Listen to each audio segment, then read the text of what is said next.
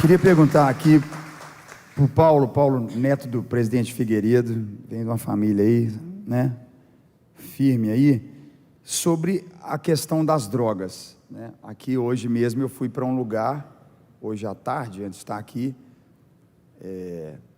absurdo, né, mas perto de onde a gente estava, um casal literalmente tirou o cigarro de maconha e já começou a fumar a sua maconha ali, né? Como nós, né, nós estamos aqui debaixo de uma realidade conservadora, uma realidade cristã que a gente acredita, a gente está aqui dentro da igreja, a gente está aqui prestando um culto a Deus, nós temos louvor, adoração, nós estamos lendo a Bíblia, mas estamos tocando em assuntos tão bíblicos quanto todos os reis que já passaram na Bíblia aqui. Então tem muita política na Bíblia, amém, gente? Acho que se você não sabe, um dos nomes de Jesus é Rei dos Reis, então tipo assim, é muito político esse negócio, amém? Alguém tem que mandar nessa coisa, né? Glória a Deus. E nós inclusive somos servos, né, dele. Sobre o que você vê, Paulo, para nós, a importância, né, ou como a gente deve se posicionar em relação a essa questão de liberação das drogas? Boa noite a todo mundo, prazer estar aqui com vocês de novo mais uma vez, e boa noite aos meus colegas aqui na conferência. A questão das drogas, da forma como é colocada pela esquerda, me lembra sempre aquela frase, the issue is never the issue, ou seja, a legalização da maconha, o assunto nunca é a legalização da maconha. Nunca é. Já existe um consenso aqui dentro dos Estados Unidos, inclusive entre os conservadores, algo próximo de um consenso. Uma área onde a direita americana se retirou muito foi essa questão da legalização da maconha, porque entendem que não há um mal tão grande nisso. O problema é que não é esse o objetivo final. Essa é só a porta de entrada. Uau. Esse é só o cozimento, aos poucos. A sociedade vai aos poucos abrindo espaço para... a maconha está liberada? Se a maconha está liberada, por que não pode liberar também, não sei, as drogas sintéticas? Sim. E se as drogas sintéticas estão liberadas, por que você não pode liberar a cocaína? Uhum. E se você vai liberar a cocaína, por que... Ao ponto onde nós chegamos, onde talvez quem vocês não acompanhem, mas ao final do ano passado, o prefeito de Nova York, Bill Blasio, que vivia tretando com o Bolsonaro, eu não sei se vocês lembram, o Bill de Blasio chegou num determinado momento, o Bolsonaro foi para a conferência, acho que das Nações Unidas, sim, na ONU, e o Bill de Blasio falou, se você não está vacinado, você não tem nada que fazer aqui.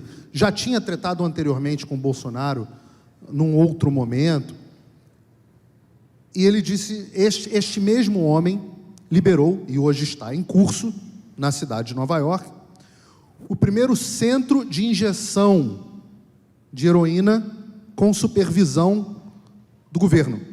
Meu Deus. Então você vai lá em Nova York, você chega no seu ambiente lá, supervisionado, e fica lá se drogando, se injetando, te dão uma agulha, te dão não sei o quê. Que é um passo acima da política que já houve em vários lugares na Europa, de distribuição de seringas descartáveis para que as pessoas se drogassem.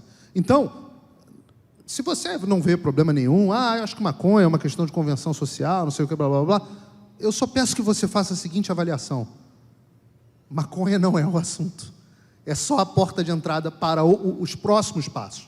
Começa assim, termina com o Estado, com o seu dinheiro de pagador de imposto,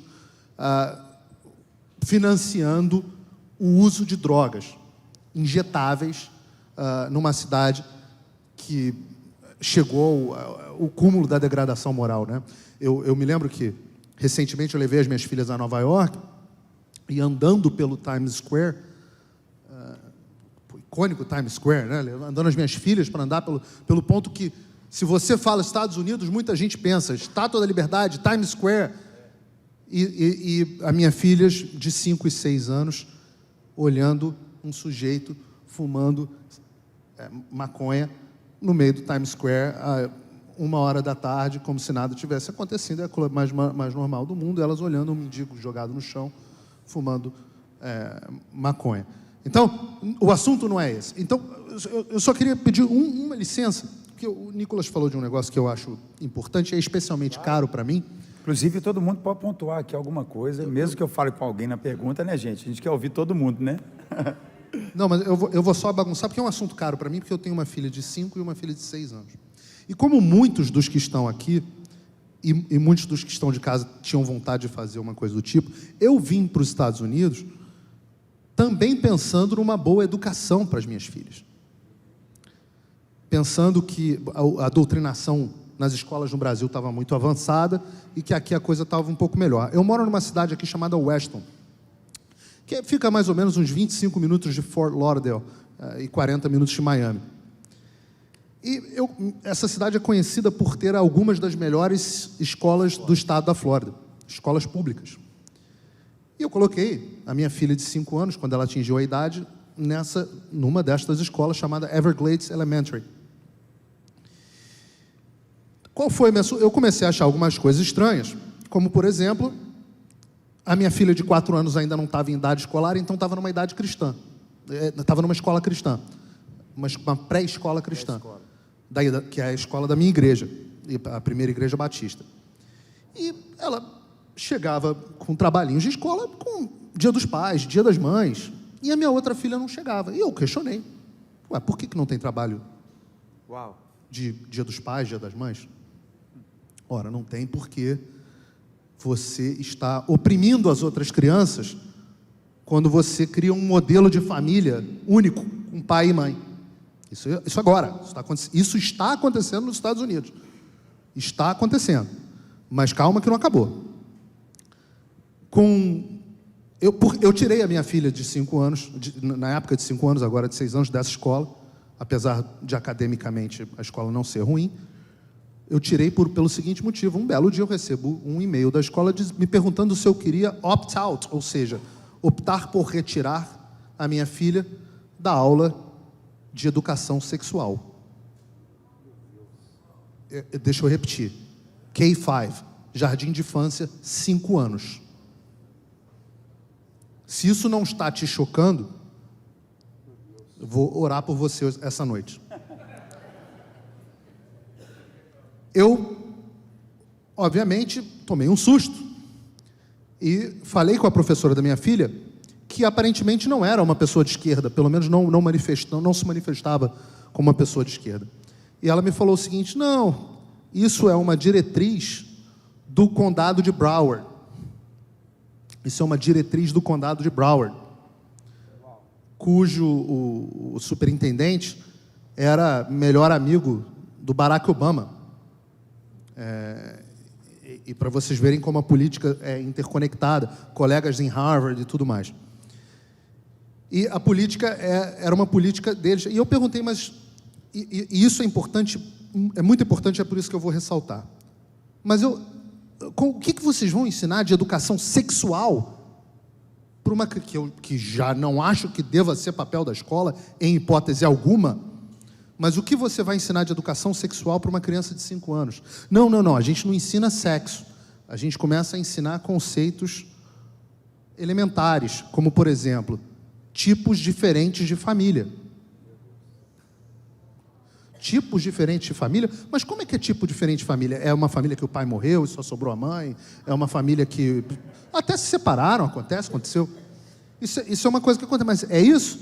Não, é família de 2 pais, é a família de 2 mães, é a família de 3 pais e um cavalo, um pônei e um anão.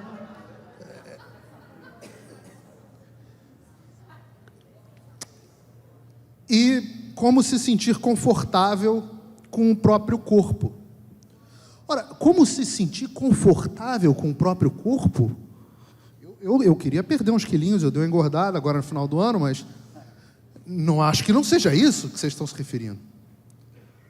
Então, eu compartilhei isso com outros pais, amigos das minhas filhas, e todos acharam pessoas, nem todos cristãos, de fato, mas pessoas que são conservadoras em princípios, e elas não perceberam o que estava acontecendo. Então, eu queria, para não me alongar muito, deixar uma dica de leitura para todos vocês.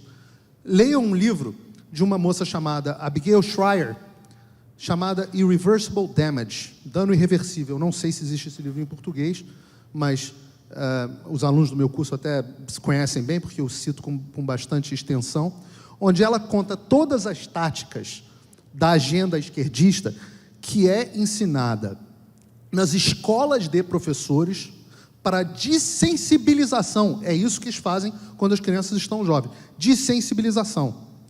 Dessensibilização. Isso entra nos cartoons, nos desenhos que as suas crianças assistem, nos jogos de videogame que elas jogam. Existem agências, ONGs, financiadas por bilionários, isso não é teoria da conspiração, vocês podem pesquisar, se chama SIE, Social Impact Entertainment, agências de entretenimento de impacto social que são financiadas para promover a agenda LGBTQ, XYZ, Q+, sei lá das quantas, e eu estou falando isso porque, para não deixar nenhuma sigla de fora, porque eu não quero ser, assim, deixar de ser inclusivo. Então vai ter que começar lá do A, B, C. Exato. Daqui a pouco você é LGBT, A, B, C, D, O. Exato. Mas são financiadas para promover, e é por isso que você hoje assiste no Cartoon Network. No Cartoon Network tem a semana do Pride Week. Vocês sabem disso. Pride Month. Pride Sorry, Month. não é Um mês. a week is not enough. É um mês. É um Estados mês. Unidos é um mês. Um O canal mês. infantil fica um mês inteiro. Um mês inteiro. Onde a Liga da Justiça, arco-íris e tudo mais.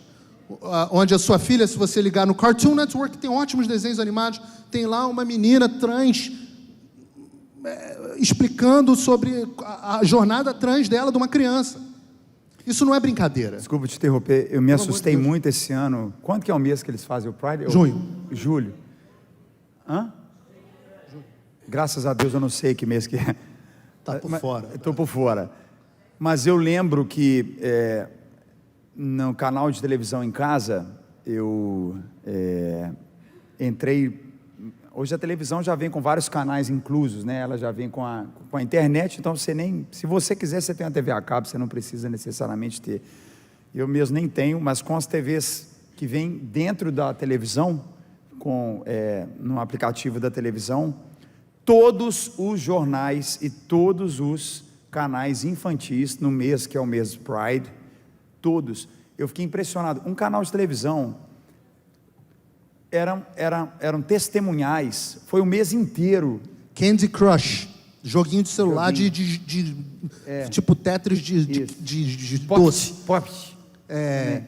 Justice League, jogos que você jamais imaginaria. Não só jogos, mas empresas também, né? Coloca Todas as empresas, caixa é de money, sucrilho, né? caixa do sucrilho, não é money, porque Não é só money, não, né? não pode ser money, porque Lego, uma empresa que vende Lego. Bloco de de montar para criança.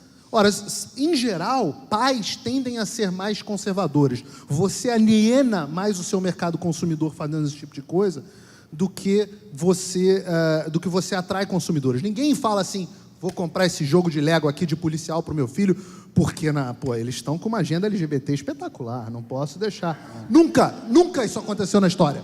Nunca ninguém foi comprar um sucrilhos e falou assim, esse aqui vou pegar, esse aqui que tem o arco-íris. Nunca nenhum pai fez isso. Então não é dinheiro. Não é. Existe dinheiro doado para agências, para ONGs que promovem este tipo de coisa. Uau. Mas o interesse não é capitalista. O interesse não é eles só querem lucrar. Não é igual o McDonald's que põe Happy Meal porque quer atrair as crianças para vender. A gente passou dessa etapa do capitalismo. Uau. A gente está agora no capitalismo das grandes empresas e das agências de publicidade, etc., que tem uma agenda que dá para a gente falar muito sobre isso, mas eu não queria deixar de alertar vocês sobre o seguinte: atentem-se, estudem, prestem atenção, porque o instinto do pai é um instinto de avestruz, botar a cabeça debaixo do chão e falar, não, isso nada disso está acontecendo, porque parece que é algo fora do nosso controle e que nós não temos como lutar contra isso. mas pelo menos se prepare para que você possa ter conversas com seus filhos a esse respeito. Não deleguem a educação dos seus filhos para os professores, porque a imensa maioria dos professores, eu lamento dizer isso, a imensa maioria dos professores, tanto nos Estados Unidos e está piorando no Brasil, não tem uma agenda cristã.